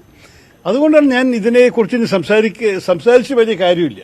ഈ മുറിവ് ഉണങ്ങിയെന്നല്ല ഞാൻ പറഞ്ഞത്. പക്ഷേ നമ്മൾ അതിനെക്കുറിച്ച് സംസാരിച്ചിട്ട് എനിക്ക് വലിയൊരു അഡ്വാൻറ്റേജ് കാണുന്നില്ല. കാരണം ഇത് കഴിഞ്ഞു. സുപ്രീം കോടതി തീരുമാനം എടുത്ത ശേഷം പിന്നെ ഇനി വേറെ റിവ്യൂ അപ്പീലോ ഒന്നും ഇല്ല. അത് കഴിഞ്ഞ കഥയാണ്. കോടതിയുടെ നിയമം, ലീഗൽ നിയമം. അഫ്കോഴ്സ് ചിലവർക്ക് ഉണ്ടായിരുന്ന വേദനയും ദുഃഖവും നഷ്ടവും അതൊന്നും അത്ര വേഗം മറക്കാൻ സാധിക്കില്ല. അതല്ല ഞാൻ പറഞ്ഞത്. പക്ഷെ അതിനെ തെറ്റിദ്ധാരണ ചിലരുണ്ടാക്കാൻ ശ്രമിക്കുന്നു എന്നാണ് ഞാൻ കേട്ടിരിക്കുന്നത്. എൻ്റെ മനസ്സിൽ എൻ്റെ സ്റ്റാൻഡ് ക്ലിയർ ആണ്, തുടക്കം മുതൽക്കും എപ്പോഴും. കേട്ടോ, അതിനകത്തൊരു പ്രശ്നമുള്ളത് സഞ്ജീവ് ഭട്ട് അടക്കമുള്ള ആളുകൾ ഇപ്പോഴും ഒരു ജയിലിൽ കിടക്കുകയാണ്. അങ്ങനെയുള്ള കാര്യങ്ങൾ നമ്മൾ ഇപ്പോഴും ചർച്ച ചെയ്യേണ്ട ഒരു സാധനമാണ്. പക്ഷെ അത് ആ ഡോക്യുമെന്ററിയിൽ എന്തായിരുന്നു? ചോദ്യം ഡോക്യുമെന്ററിയെ കുറിച്ചായിരുന്നു. എന്തായിരുന്നു ഈ ഡോക്യുമെന്ററിയുടെ സബ്ജക്റ്റ്? അവർ പറഞ്ഞു 2002 ആ കലാപം നടന്ന സമയത്തിൽ ബ്രിട്ടീഷ് ഹൈക്കമ്മീഷന്റെ 2-3 ഡിപ്ലോമാറ്റ്സ് ഗുജറാത്തിൽ പോയി ഒരു അന്വേഷണം നടത്തി. ആ അന്വേഷണം നടത്തിയതിന്റെ റിപ്പോർട്ട് 20 വർഷം കഴിഞ്ഞിട്ട് അവർക്ക് കയ്യിൽ കിട്ടി. BBC-ക്ക് അതിനെ അവർ ഒരു വാർത്തയാക്കി. പക്ഷെ അവർ സഞ്ജീവ് ഭട്ടിന്റെ കാര്യമൊന്നും പറഞ്ഞില്ല, ബിൽക്കിസ് ബാനുവിന്റെ കാര്യം പറഞ്ഞില്ല. നമ്മളുടെ ഒരു കാര്യം മനസ്സിലാക്കേണ്ടത്, ഈ വിഷയം നമ്മൾ എന്തിനാണ് ഇത്ര വലിയൊരു വിവാദമാക്കിയെന്ന് ചോദിക്കാൻ തന്നെ അവകാശമുണ്ട്. കാരണം അവർ 2002 കണ്ടത് പലവരും ഇന്ത്യക്കാരും കണ്ടിട്ടുണ്ടല്ലോ. പലവരും, ഞാൻ ഗുജറാത്ത് കലാപത്തെക്കുറിച്ച് 2 പുസ്തകം വായിച്ചിട്ടുണ്ട്, ഇന്ത്യക്കാർ എഴുതിയ പുസ്തകങ്ങൾ, ഗ്രൗണ്ട് റിപ്പോർട്ടിങ് ചെയ്തവർ. അപ്പോൾ എല്ലാവർക്കും ഈ കാര്യത്തെക്കുറിച്ച് അറിവുണ്ട്. അറിവുണ്ടാവാൻ ബുദ്ധിമുട്ടില്ല, എന്നാലും കണ്ടുപിടിക്കാനും അതിനെക്കുറിച്ച് നമുക്ക് അഭിപ്രായവും ആവാം. അല്ല, നിരോധിക്കുന്നതോടുകൂടി അവർക്കതിനകത്ത് ഭയമുണ്ട്. ഇന്റർനാഷണലി ആണെങ്കിലും രാജ്യത്തിനകത്താണെങ്കിലും ചർച്ചയാവുന്നതിൽ BJPക്ക് ഭയമുണ്ടെന്നുള്ളതാണ് നിരോധനം കൊണ്ട് വ്യക്തമാകുന്നത്. അപ്പോൾ അത്തരമൊരു സാഹചര്യത്തിൽ 20 വർഷം മുമ്പ് നടന്നൊരു സംഭവത്തെ നിസ്സാരമായി കണ്ടു എന്നുള്ളതാണ് ഇന്ന് പൊതുവെ ഉയർന്നൊരു വിമർശനം. സാർ അങ്ങനെ കണ്ടു? ഇല്ല, ഞാൻ അങ്ങനെ കണ്ടതല്ല. ഞാൻ ഒരു കാര്യം പറയട്ടെ. 20 വർഷം കഴിഞ്ഞാലും ഞാൻ ജലിയാൻവാല ബാഗ് 100 വർഷം മുമ്പ് കഴിഞ്ഞ ഒരു ട്രാജഡിയെക്കുറിച്ച് ഞാൻ ഇപ്പോൾ കൂടി ബ്രിട്ടീഷുകാർ ഈ വിഷയത്തെ മാപ്പ് ചോദിക്കണമെന്ന് പറയുന്നൊരു വ്യക്തിയാണ്. ചരിത്രത്തിന് മഹത്വം മനസ്സിലാക്കുന്ന ഒരു വ്യക്തിയാണ് ഞാൻ പറഞ്ഞത് അതല്ല. ഈ ഡോക്യുമെന്ററി വന്നിട്ട് ഇതിനെ വലിയൊരു വിവാദമാക്കണത് ആർക്കാണ് ഗുണം ചെയ്യണത്? അതുകൊണ്ടാണ് ഞാൻ പറയുന്നത് ഇതിനെക്കുറിച്ച് ചർച്ച ചെയ്യേണ്ട കാര്യം. സുപ്രീം കോടതി തീരുമാനം എടുത്തു, ഇനി നമ്മൾ മുന്നോട്ട് പോവാം. പക്ഷേ സെൻസർഷിപ്പിന്റെ എതിരെ ഞാൻ നിന്നു. ഇന്ന് രാവിലത്തെ സംസാരത്തിൽ തന്നെ ഞാൻ പറഞ്ഞു, സെൻസർഷിപ്പ് പാടില്ല. കോൺഗ്രസും DYFIയും ചെയ്യുന്ന കാര്യങ്ങൾ നല്ല തന്നെ അവർ സ്ക്രീൻ ചെയ്യട്ടെ, ആൾക്കാർ കാണട്ടെ. ഇത് അവർക്ക് കാണാൻ കൂടി ഒരു പക്ഷേ താല്പര്യം കൂടി ഉണ്ടായിട്ടുണ്ടാവില്ല. BBC എല്ലാവർക്കും കാണാൻ സൗകര്യമില്ലല്ലോ. അപ്പോൾ ഈ വിവാദം വന്ന കാരണമാണ് അവർ കണ്ടിട്ട് അവർ മനസ്സിൽ വീണ്ടും ഈ വാർത്ത അറിയട്ടെ. പക്ഷെ നരേന്ദ്രമോദിയെ കുറച്ചുകൂടി തുറന്നു കാണിക്കാൻ, സംഘപരിവാറിനെ കുറച്ചുകൂടി തുറന്നു കാണിക്കാൻ കിട്ടുന്ന ഒരു അവസരമല്ലേ? ആ അവസരത്തെ നമ്മൾ ആ നിലയ്ക്ക് കാണുകയും അങ്ങനെ സംസാരിക്കുകയും ചെയ്യുന്നതിന് പകരം അത് കഴിഞ്ഞ കഥയല്ലേ എന്ന് പറയുന്നതിനകത്തൊരു ചേരായിയുണ്ട്. അതാണ് അങ്ങനെയല്ല ഞാൻ പറഞ്ഞത്. നിങ്ങൾ ഒരു ഭാഗം മാത്രം കേട്ട് അത് മാത്രം ശ്രദ്ധ വെച്ചാൽ ഞാൻ മൊത്തം എന്താ പറഞ്ഞത് അതും കൂടി നോക്കണ്ടേ?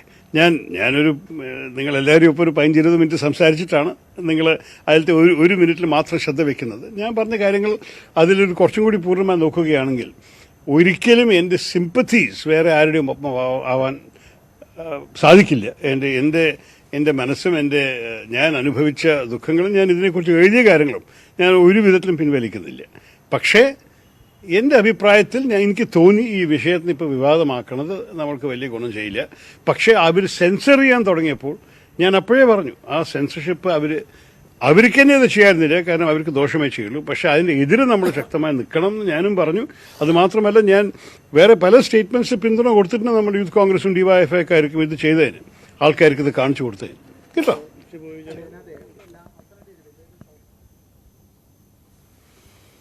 സെൻ ശ്രീകുമാർ, ശശി തരൂർ ആവർത്തിക്കുന്നു, സുപ്രീം കോടതി തീർപ്പാക്കിയ ഒന്നിനെ ഇങ്ങനെ വിവാദമാക്കേണ്ട കാര്യമുണ്ടോ എന്ന്.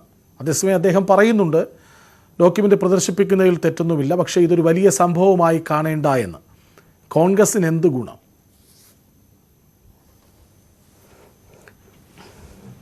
അല്ല, ശ്രീ ശശി തരൂർ ഇപ്പോൾ നടത്തുന്ന പ്രസ്താവനയിൽ അതിൽ ഞാനൊന്നും കാണുന്നില്ല. കാരണം അദ്ദേഹം അതും ശരിയായി ഇതും ശരിയായി എന്നുള്ള രീതിയിലാണ് സംസാരിക്കുന്നത്. എന്തായാലും ഈ ഡോക്യുമെൻ്ററി പുറത്തു വരുന്നത് BJPക്ക് വലിയ കഷ്ടം തന്നെയാണ്. അത് ഇവിടെയുള്ള BJP തൽപരരായ 2 സുഹൃത്തുക്കൾ എന്തു പറഞ്ഞാലും ശരി, അത് യാതൊരു അർത്ഥമില്ല. അനിൽ ആൻ്റണി ആണെങ്കിലും ശശി തരൂരാണെങ്കിലും കോൺഗ്രസിന് നിലപാടെടുത്താൽ ആ നിലപാടിനൊപ്പം നിൽക്കണം. അത് ഞാൻ എപ്പോഴും പറയുന്ന ഒരാളാണ്. കാരണം അല്ല പിന്നെ പാർട്ടി ഉണ്ടല്ലോ, എല്ലാവരും അവരുടെ അഭിപ്രായം പറഞ്ഞെങ്കിൽ പോയാൽ മതിയല്ലോ.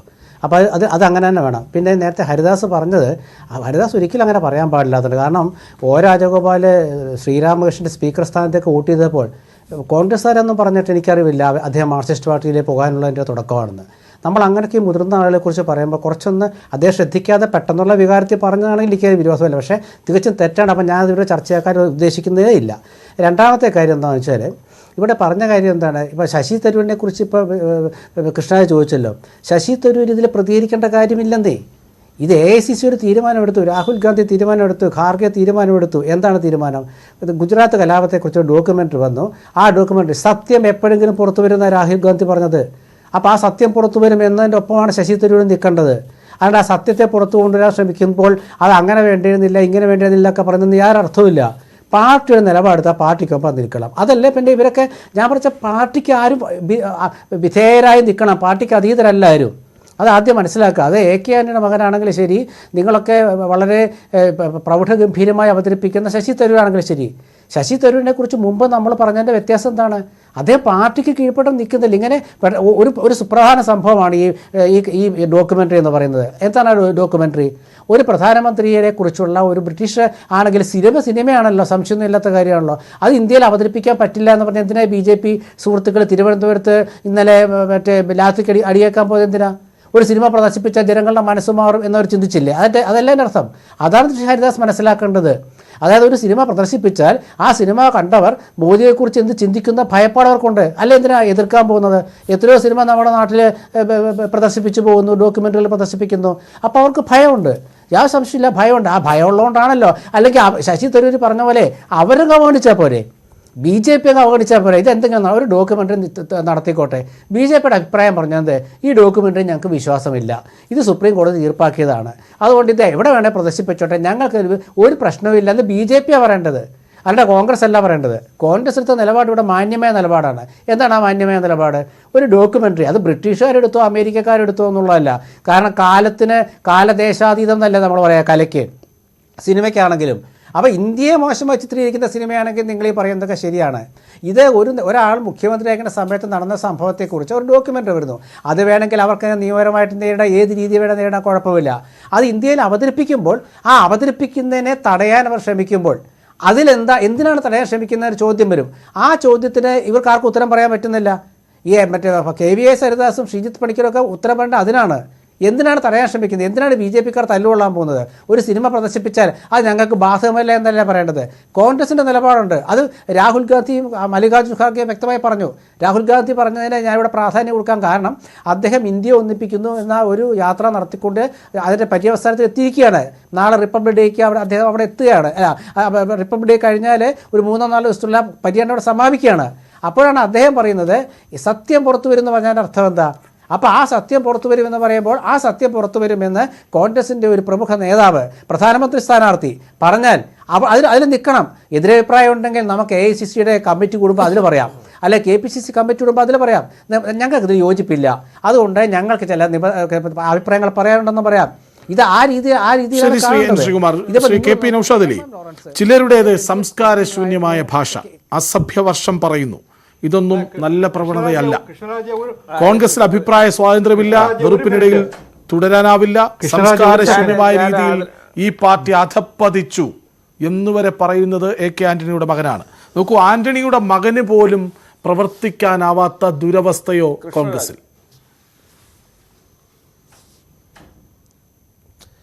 എൻ്റെ കൃഷ്ണരാജ്, ഈ അനിൽ ആന്റണി അദ്ദേഹം ഡിജിറ്റൽ മീഡിയ സെല്ലിന്റെ തലവനായിരിക്കെ ഭാരത് ജോഡോ യാത്ര, ഡിജിറ്റൽ മീഡിയ എന്ന് പറഞ്ഞാൽ എന്താണ്? പാർട്ടിയെ നവമാധ്യമങ്ങളിൽ ഒരുക്കുക എന്ന വലിയ ചുമതലയാണ്. നവമാധ്യമങ്ങളിൽ ഒരുക്കുക എന്ന വലിയ ചുമതലയാണ്. അതെ, അത് തന്നെയാണ് ഞാനീ നമ്മൾ അതിന്റെ ഡെഫിനിഷൻ അല്ല ചർച്ച ചെയ്യുന്നത്. അതെ, ആ നവമാധ്യമങ്ങളിൽ ഒരുക്കേണ്ട ചെറിയ പദവി ആയിരുന്നില്ല, അതാണ് ഉദ്ദേശിച്ചത്. യാത്രയെ വിസ്മരിച്ചു അദ്ദേഹം. അത് തന്നെയാണ്, അതൊരു ഗുരുതരമായ വീഴ്ചയാണ് എന്നാണല്ലോ ഞാനും പറഞ്ഞു വെക്കുന്നത്. അത് കഴിഞ്ഞ് അദ്ദേഹം ഈ ഡോക്യുമെന്ററിയുടെ കാര്യത്തിൽ അനവസരത്തിൽ അനുചിതമായ കോൺഗ്രസ് പാർട്ടിയുടെ ആംഗിളിൽ യോജിക്കാൻ കഴിയാത്ത പ്രസ്താവന നടത്തി.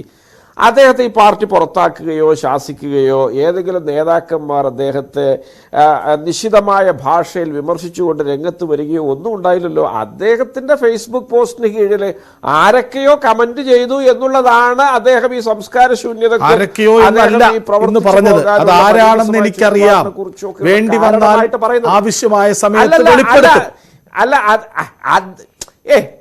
നിക്ക് ഞാൻ കൃഷ്ണനെ ഞാനൊന്ന് പറയട്ടെ. ഈ ഫേസ്ബുക്കിന് കീഴിലൊക്കെ ഓരോരുത്തർ വന്ന് കമന്റ് ചെയ്യുന്നത് വെച്ചിട്ടൊരു വിലയിരുത്തലിലും ഒരു തീരുമാനത്തിലൊക്കെ എത്താൻ നിന്നാൽ ഈ നാട്ടിൽ ആർക്കെങ്കിലും ഒക്കെ പൊതുപ്രവർത്തനം നടത്താൻ പറ്റുമോ?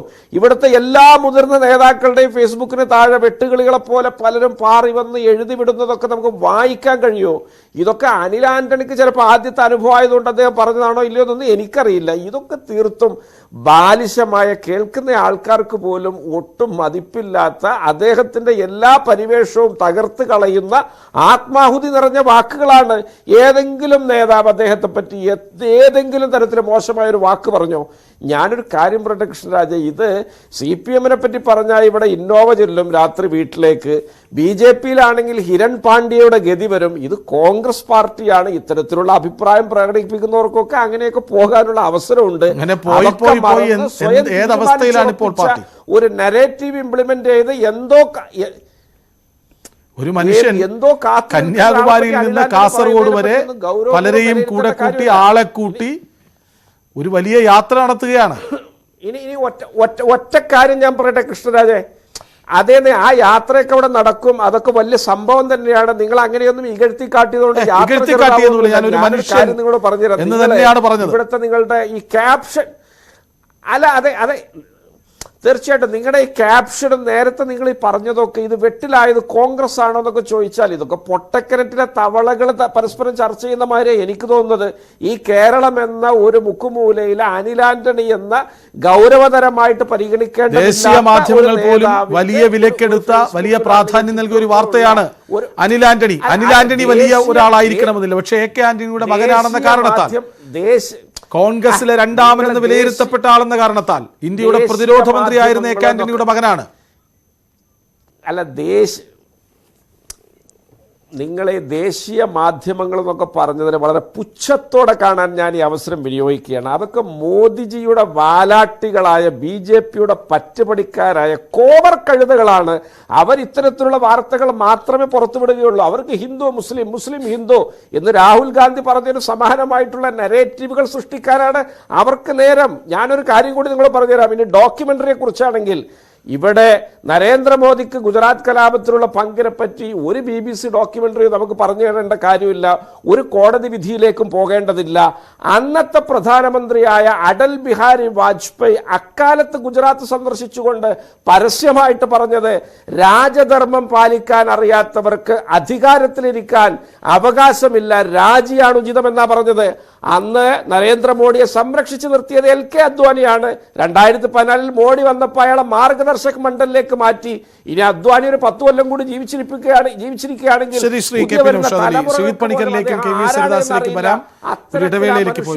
നരേന്ദ്രമോദി അപ്രസക്തരാക്കി.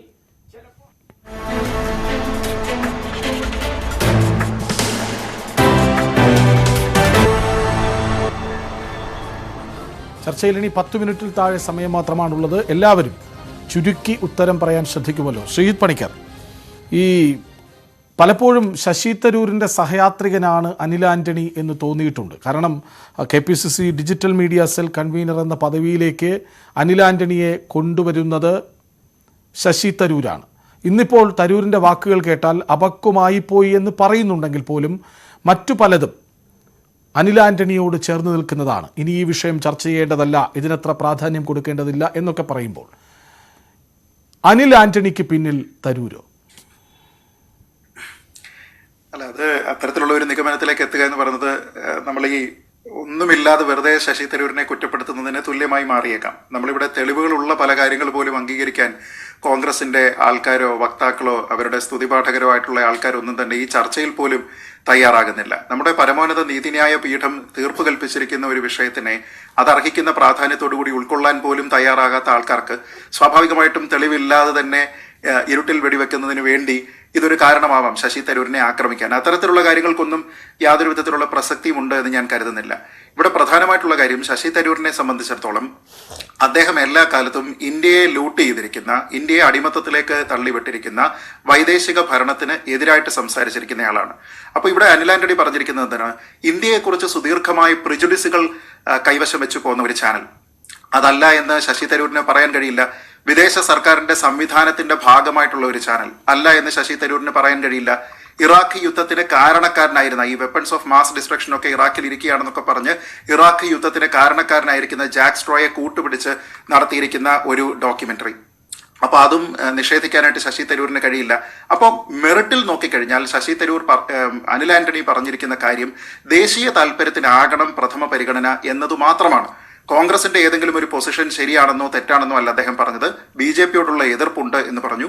പക്ഷേ രാജ്യത്തിന്റെ സുരക്ഷിതത്വത്തിനോ രാജ്യത്തിന്റെ പരമാധികാരത്തിനോ പ്രഥമ പരിഗണന എന്ന് പറയുന്ന ഒരാൾ ആ പറഞ്ഞിട്ട് മണിക്കൂറുകൾ കഴിയുമ്പോഴേക്കും നിങ്ങളുടെ പാർട്ടിയിൽ നിന്ന് പുറത്തു പോകേണ്ടി വരുന്ന സാഹചര്യം ഉണ്ടാക്കിയിട്ടുണ്ട് എങ്കിൽ അത് തീരെ ശോഭനമായിട്ടുള്ള ഒരു കാര്യമല്ല. ഇപ്പൊ നമ്മൾ ഇതിൽ സെൻസർഷിപ്പിനെ പറ്റി പറയുന്നു, എന്തുകൊണ്ടാണ് സെൻസർഷിപ്പ് പറയുന്നത് എന്നൊക്കെ പറയുന്നുണ്ട്. അദ്ദേഹത്തിന്റെ ഈ രാജിക്കത്തിലെ ഒരു ഭാഗം നോക്കൂ. അദ്ദേഹം പറയുന്ന ആൾക്കാർ ഇത് മുമ്പ് ശ്രീ ഗുലാം നബി ആസാദ് പാർട്ടിയിൽ നിന്ന് പുറത്തു പോയപ്പോഴും കോൺഗ്രസിന്റെ ദേശീയ വക്താവായിരുന്ന ജയ്വീർ ഷെർഗിൽ അദ്ദേഹം പുറത്തു പോയിരുന്നപ്പോഴും ഉപയോഗിച്ചിരുന്ന സമാനമായിട്ടുള്ള ഒരു പ്രയോഗം ഇവിടെയുണ്ട്. And the coterie around the leadership and are only keen to work with a bunch of sycophants and chamchas. നമ്മളത് കണ്ടുകൊണ്ടിരിക്കുകയല്ലേ. പാർട്ടി ചെയ്യുന്ന കാര്യങ്ങളെല്ലാം ശരി എന്ന് പറയുന്നതാണ് അച്ചടക്കമുള്ള പാർട്ടി പ്രവർത്തകൻ എന്ന് ചിന്തിക്കുന്ന കുറേയധികം ആൾക്കാരുണ്ട്. ഇപ്പൊ അവര് ഡോക്യുമെന്ററിയെ പറ്റി ചോദിച്ചു കഴിഞ്ഞാൽ പറയും ഡോക്യുമെന്ററിയെ നിരോധിച്ചിരിക്കുന്നത് ശരിയല്ല. ശരി, അങ്ങനെയാണെങ്കിൽ കുറച്ച് വർഷങ്ങൾക്ക് മുൻപാണ് ഒരു പഞ്ചാബി സിനിമ ഉണ്ടായിരുന്നു, കോൻ ഹേ ധീരെന്നോ അങ്ങനെ എന്തോ പറഞ്ഞിട്ടുള്ള ഒരു സിനിമ. അത് പഞ്ചാബിയാണ്, ഞാനത് പ്രൊനൗൺസിയേഷൻ കറക്റ്റ് ആണോ എന്ന് എനിക്കറിയില്ല. പക്ഷേ ജെംസ് ഓഫ് ദ കമ്മ്യൂണിറ്റി എന്ന പേരിലാണ് അതിന്റെ ട്രാൻസ്ലേഷൻ. എന്തായിരുന്നു ആ സിനിമ വന്നിരുന്നത്? ആ പഞ്ചാബി സിനിമ ബിയാന്ത് സിംഗിനെ പറ്റി ഉണ്ടായിരുന്ന സിനിമയായിരുന്നു. ഇന്ദിരാഗാന്ധിയുടെ ഘാതകൻ. അവരാ കമ്മ്യൂണിറ്റിയുടെ ഡയമണ്ട് ആണ് എന്ന രീതിയിൽ പറഞ്ഞുകൊണ്ട് അവരെ ഗ്ലോറിഫൈ ചെയ്തുകൊണ്ട് ഉണ്ടാക്കിയിരിക്കുന്ന ഒരു സിനിമയാണ്. ആ സിനിമയ്ക്ക് ഏറ്റവും കൂടുതൽ പ്രതിഷേധം വന്ന് കൊണ്ടുവന്നിരുന്നത് ആരാണ്? കോൺഗ്രസ്സുകാരാണ്. എന്തുകൊണ്ടാണ്? കാരണം അവരുടെ ഇൻവോൾവ്മെന്റ് ഇന്ദിരാഗാന്ധിയെ കൊന്നതിൽ ഉണ്ടായിരുന്നു എന്നുള്ളത് വ്യക്തമായിട്ടുള്ള കാര്യമാണ്. അതിവിടെ തീർപ്പ് കൽപ്പിക്കപ്പെട്ട വിഷയമാണ്. നേരെ മറിച്ച് അതിൽ മറ്റെന്തോ കൂടിയുണ്ട്, അതിന്റെ കാര്യങ്ങളൊക്കെ ഇനി ഏതെങ്കിലും ഒരു കാലത്ത് പുറത്തു വരും എന്ന ആർക്കെങ്കിലും താല്പര്യം ഉണ്ടായിരുന്നെങ്കിലോ? ഇതേ ന്യായം അവിടെ അപ്ലൈ ചെയ്തിരുന്നെങ്കിൽ കോൺഗ്രസ് അതിനെ എതിർക്കേണ്ട കാര്യമുണ്ടായിരുന്നു. ഞാൻ ഈ പറയുന്നത് ഏതാണ്ട് ഒരു 5 6 അല്ലെങ്കിൽ മാക്സിമം ഒരു 8 വർഷത്തിനകത്ത് നടന്ന കാര്യമാണ്. പക്ഷേ അന്നും എന്താണ് BJP സർക്കാർ ചെയ്തിരുന്നത്? BJP സർക്കാർ പോലും ആ നിരോധനത്തിനെ അംഗീകരിക്കുകയാണ്. അത്തരത്തിൽ സെൻട്രൽ CBFC അതിന് സെൻസർഷിപ്പ് കൊടുക്കേണ്ട എന്ന് പറയുന്ന സമയത്ത് BJP ഗവൺമെന്റ് പോലും അതിനെ അംഗീകരിക്കുകയാണ്. ആ നിരോധനം വേണം. കാരണം നമ്മളൊരു സർക്കാരാകുമ്പോൾ when you are the state, നിങ്ങളുടെ പരിഗണന എന്ന് പറയുന്നത് പാർട്ടി പരിഗണനയല്ല, രാജ്യത്തിന്റെ പരിഗണനയാണ്. ഇപ്പൊ ഈ വിഷയത്തിൽ KV സരിദാസ്, ഈ അനിൽ ആന്റണിയെ ചുറ്റിപ്പറ്റി ഈ വിവാദത്തിൽ നിന്ന് BJP തടിയൂരുന്നു.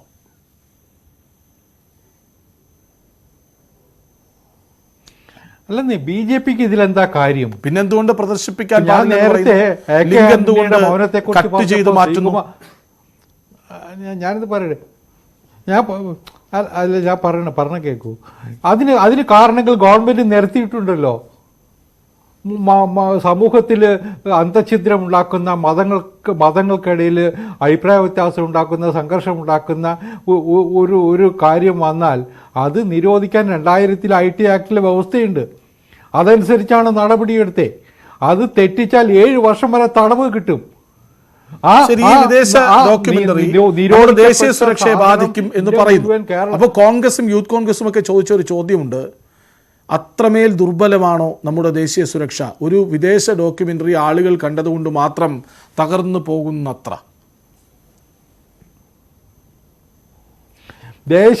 എൻ്റെ വിശ്വരാജ്യ ദേശസുരക്ഷയുടെ ഹിന്ദുക്കളെയും മുസ്ലിങ്ങളെയും തമ്മിലടിപ്പിക്കാൻ വേണ്ടിയിട്ടുള്ള പദപ്രയോഗങ്ങളും വിശേഷണങ്ങളും ഉൾക്കൊള്ളുന്ന ഒരു ഡോക്യുമെന്ററി നേതാക്കൾ എത്രയോ പറയുന്നു. അങ്ങനെ വന്നാൽ അത് മുഴുവൻ എത്രയോ വിവാദ പ്രസ്താവന. അത് നിങ്ങളുടെ വേർഷനാണത്.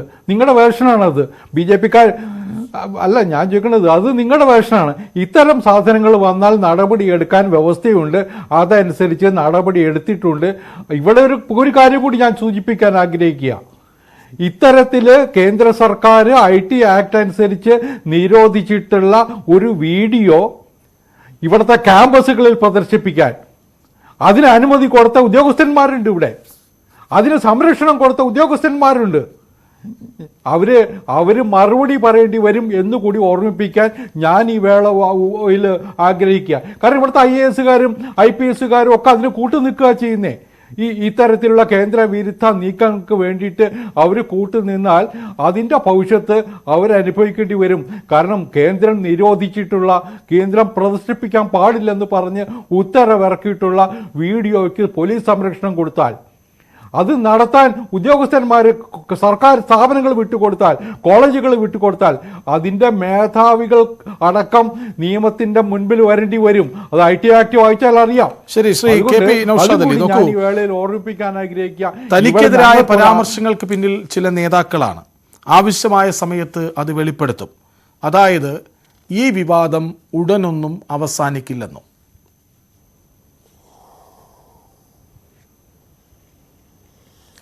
ഈ വിവാദം എന്ന് നിങ്ങൾ ഈ പറയുന്നത് ഒരു വിവാദമായിട്ട് എനിക്കോ അല്ലെങ്കിൽ കോൺഗ്രസ് പാർട്ടിക്കോ തോന്നിയിട്ടില്ല, അങ്ങനെ നിരീക്ഷിച്ചിട്ടുമില്ല. കാരണം അനിൽ ആന്റണി ബോധപൂർവം ഈ അണ്ണാക്കിൽ കോലിട്ട് ഇങ്ങനെ കുത്തിക്കൊണ്ടിരിക്കുകയാണ്. ഏതെങ്കിലും തരത്തിൽ ഇതൊന്ന് കത്തിപ്പടരട്ടെ എന്ന് കരുതിയിട്ട് അദ്ദേഹം, ഞാൻ നേരത്തെ അതിൻ്റെ വഴിയായിട്ട് അതിൻ്റെ കാര്യങ്ങൾ സൂചിപ്പിച്ചു കഴിഞ്ഞു. അദ്ദേഹമാണ് വീണ്ടും വീണ്ടും ഇങ്ങനെ പ്രകോപിപ്പിക്കുന്നത്. ആര് പറഞ്ഞു, എപ്പോൾ പറഞ്ഞു, എവിടെ പറഞ്ഞു, അദ്ദേഹം എന്ന് പറയുന്നു, അദ്ദേഹം അതൊക്കെ പറയട്ടെ എന്ന്. ഇവിടെ ആരാണ് അദ്ദേഹത്തെ രൂക്ഷമായ ഭാഷയിൽ വിമർശിച്ചുകൊണ്ട് രംഗത്ത് വന്ന ഏതെങ്കിലും ഒരു നേതാവ്?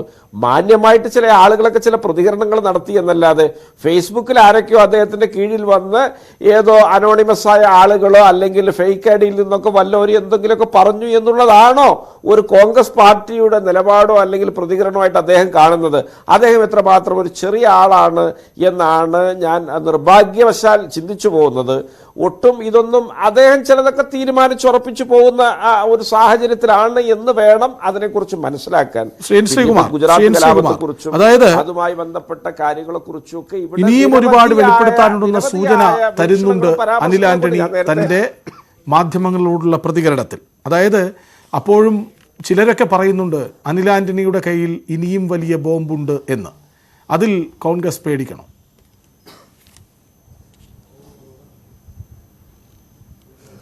കൃഷ്ണരാജ്, ഇതിൽ അനിൽ ആന്റണിയെ നിങ്ങൾ നേരത്തെ നൗഷാദിൽ പറഞ്ഞ പോലെ അനിൽ ആന്റണിയെ ഫോക്കസ് ചെയ്യുന്ന അദ്ദേഹം AK ആന്റണിയുടെ മകനായതുകൊണ്ടാണല്ലോ. അദ്ദേഹത്തിൻ്റെ ഇല്ല, പറയൂ. അതായത് അദ്ദേഹം എന്താണെന്ന് വെച്ചാൽ അദ്ദേഹം എന്നോടല്ലേ? അതെ എന്നോടല്ലേ ശ്രീത്തെ? അതെ അല്ല കൃഷ്ണരാജ്, അതായത് ഞാൻ ഈ AK ആന്റണിയുടെ മകൻ എന്ന നിലയ്ക്കുള്ളാണ് പ്രാധാന്യമാണ് അദ്ദേഹത്തിന് കിട്ടിയിരിക്കുന്നത്. AK ആന്റണി ഒരു പ്രതികരണം ഇല്ലാത്തത് ആന്റണിക്ക് പറയാൻ പറ്റാഞ്ഞിട്ടല്ലല്ലോ. ആന്റണി ഓരോ പ്രതികരണവും അളന്നു തൂക്കിയേ പറയുള്ളൂ. അതാ ഞാൻ പറഞ്ഞ 1-2 ദിവസം കാത്തിരിക്കാൻ. ഒരു മൈക്കും കൊണ്ട് ചെല്ലുമ്പോഴേക്കും വാ തുറക്കുന്ന ഒരാളല്ല AK ആന്റണി. അതൊക്കെ ആദ്യം നമ്മൾ മനസ്സിലാക്കണം. പിന്നെ ഇവിടെ ഈ ശ്രീജിത്ത് പണിക്കർ നേരത്തെ പറഞ്ഞല്ലോ, ഏതോ പഞ്ചാബി സിനിമ, ഒരു പ്രധാനമന്ത്രിയെ വധിച്ചതുമായി ബന്ധപ്പെട്ട സിനിമയും ഒരു ഭരണത്തിലുണ്ടായ ഒരു പ്രശ്നവും തമ്മിൽ വലിയ വ്യത്യാസമില്ലേ? അല്ല, രണ്ടും സെറ്റിലായ വിഷയങ്ങളാണ്. അല്ല സാർ, അല്ല ശ്രീകുമാർ സാർ, അങ്ങനെയല്ല. അത് രണ്ടും സെറ്റിൽഡ് പൊസിഷനുള്ള അങ്ങനെയല്ല. രാജ്യത്തെ ഇൻസ്റ്റിറ്റ്യൂഷൻസ് തീർപ്പ് കൽപ്പിച്ചിരിക്കുന്ന രണ്ട് വിഷയങ്ങളാണ്. പ്രധാനമന്ത്രിയുടെ കാര്യമാണെങ്കിലും മുഖ്യമന്ത്രിയുടെ കാര്യമാണെങ്കിലും തീർപ്പ് കൽപ്പിച്ചിരിക്കുന്നത് കോടതിയല്ല. റുവാണ്ടൻ കൂട്ടക്കൊലയൊക്കെ സെറ്റിൽഡ് ആയ വിഷയങ്ങളാണ്. നിങ്ങൾക്ക് താല്പര്യമുള്ള സർക്കാരായിരുന്നു അത് തീർപ്പ് കൽപ്പിച്ചത്. അല്ലല്ല, ശ്രീ നൗഷാദ് അലിക്ക് താല്പര്യമുള്ള സർക്കാരായിരുന്നു അത് തീർപ്പ് കൽപ്പിച്ചത്. നൗഷാദ് അലിക്ക് താല്പര്യമുള്ള സർക്കാർ, നിങ്ങളുടെ താല്പര്യം, നിങ്ങളുടെ ലോയൽറ്റിയാണ് ശ്രീ നൗഷാദ് അലി ഇപ്പൊ പറഞ്ഞത്. നിങ്ങൾ പറയുന്നത് ജാലിയൻ വാലാബാഗ് കൂട്ടക്കൊല തീർപ്പ് കൽപ്പിച്ചതിനെ അംഗീകരിക്കുന്നു എങ്കിൽ, നിങ്ങൾ അംഗീകരിക്കണമെന്നാണ് പറയുന്നതെങ്കിൽ അത് പെട്ടനാണ്. നമുക്ക് സമയപരിമിതിയുടെ ഒറ്റ ചോദ്യം കൂടി ശ്രീജിത്ത് പണിക്കർ, നമുക്ക് തർക്കത്തിന് ഇപ്പോൾ സമയമില്ല. ഈ അനിൽ ആന്റണിയുടെ നിലപാടും അതിനെ തുടർന്നുണ്ടായ രാജിയും AK ആന്റണിയെ വലിയ പ്രതിസന്ധിയിലാക്കുന്നുണ്ടോ? അവസാന ചോദ്യം. അല്ല, അത് തീർച്ചയായിട്ടും സ്വാഭാവികമാണ്. നമ്മുടെ നാട്ടിലെ രാഷ്ട്രീയം പ്രവർത്തിക്കുന്നത് ആ രീതിയിലാണ്. നമ്മൾ കണ്ടതാണ്, ബിനീഷ് കോടിയേരിക്കോ ബിനോയ് കോടിയേരിക്കെതിരെയോ ആരോപണം ഉണ്ടാകുമ്പോൾ അതിന്റെ പാപഭാരം ഒരു എക്സ്റ്റൻഡഡ് ലൈബിലിറ്റി എന്ന പേരിൽ പേറേണ്ടി വരുന്നത് അവരുടെ പിതാവ് കൂടിയായിരുന്നു. അപ്പൊ അത് എല്ലായ്പ്പോഴും അങ്ങനെ സംഭവിക്കുന്നതാണ്.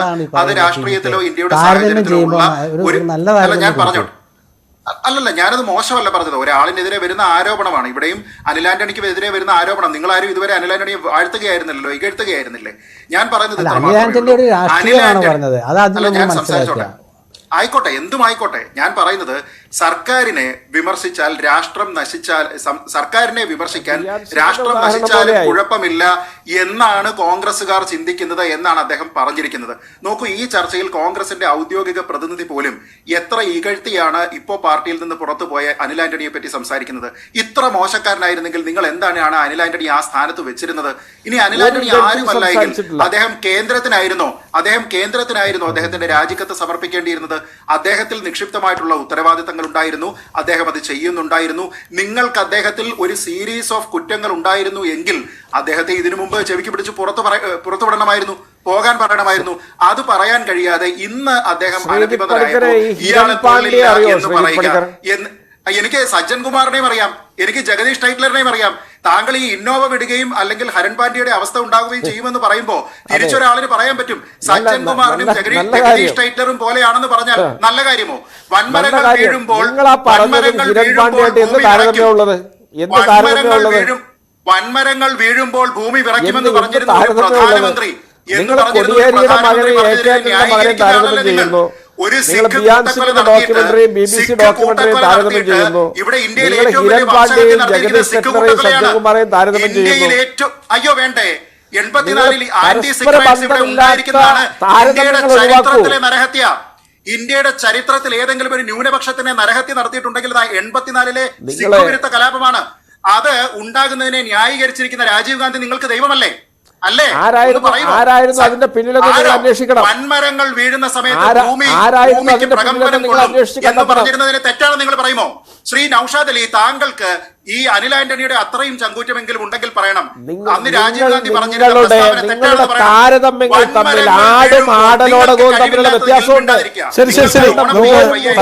സമയമില്ലാത്തതുകൊണ്ട് മാത്രമാണ്. ഏതായാലും രാഹുൽ ഗാന്ധി കന്യാകുമാരിയിൽ നിന്ന് കാശ്മീരിലേക്ക് നടന്ന് ഈ പാർട്ടിയെ വളർത്താൻ ശ്രമിക്കുമ്പോഴാണ് ഇവിടെ അനുകൂല സാഹചര്യത്തിലുണ്ടായിരുന്ന ഒരു വിഷയത്തെ സ്വയം ഏറ്റുവാങ്ങി വിവാദത്തിൽപ്പെട്ട് തലയൂരാനാകാത്ത വിധം കോൺഗ്രസ് നിൽക്കുന്നത്.